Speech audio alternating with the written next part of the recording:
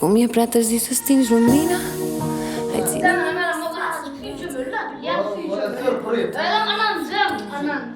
Ce nu se oprește dimineața. Acum e prea târziu să stingi lumina. Să consumăm.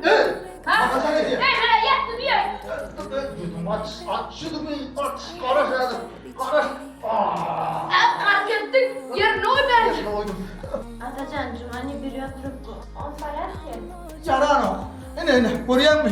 Yarano. ne var sana? Ütüsk. O da çakır. O yanmış. O düğmeler kendi ya.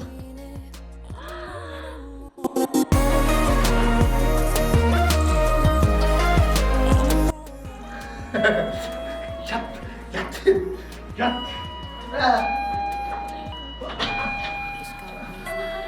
Pe piele, în completarea tatuajelor mele. Hai să renunțăm la bariere și să rămânem muți de plăcere. Să facem 2 copii sau 3, să ridicăm castele și să ne punem toate visele în ele. La urma urmei suntem făcuți din praf de stele și stăm tăcuți. Acum e prea târziu să stingi lumina, să consumăm momentul regăsirii.